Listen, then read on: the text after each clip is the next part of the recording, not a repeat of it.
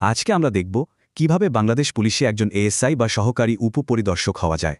মানে আবেদন করা থেকে শুরু করে একদম চূড়ান্তভাবে নির্বাচিত হওয়া পর্যন্ত পুরো প্রক্রিয়াটাই থাকবে এখানে।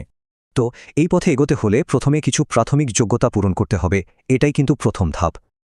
আচ্ছা, কি কি শর্ত পূরণ করতে হয় চলুন এবার সেটাই একটু দেখে নেওয়া যাক। এখানে দেখুন বয়স, পড়াশোনা এমনকি নাগরিকত্বের মতো বেশ কিছু প্রাথমিক শর্ত দেওয়া আছে। শুধু পড়াশোনা হলেই হবে না, শারীরিক গঠনও খুব জরুরি। নারী পুরুষ দুজনের জন্যই নির্দিষ্ট মাপ আছে। আর হ্যাঁ, এখনকার যুগে কম্পিউটার জানাটাও কিন্তু বাধ্যতামূলক, একটা সার্টিফিকেটও লাগবে। পুরো বাছাই প্রক্রিয়াটা হয় মোট 5টা ধাপে। প্রথমটাই হলো শারীরিক সক্ষমতার পরীক্ষা। এই শারীরিক পরীক্ষাটা কিন্তু বেশ কঠিন, আর এটাই হলো সামনে এগোনোর প্রথম বড় চ্যালেঞ্জ। এই পরীক্ষাতে দৌড়, লং জাম্প সহ মোট 7টা ইভেন্ট থাকে, মানে শক্তি আর সহনশীলতার পরীক্ষা। শারীরিক পরীক্ষা তো গেল, এবার পালা মানসিক দক্ষতার, অর্থাৎ লিখিত পরীক্ষা।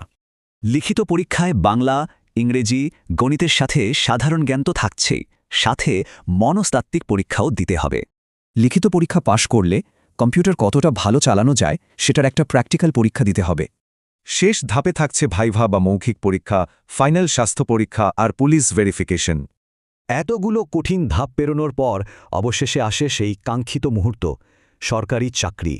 তো চাকরিতে যোগ দেওয়ার পর শুরুতেই মূল বেতন হবে 10,200 টাকা। পুরো প্রক্রিয়াটা তো জানা হয়ে গেল, এখন দরকার শুধু সঠিক প্রস্তুতি আর দৃঢ় সংকল্প।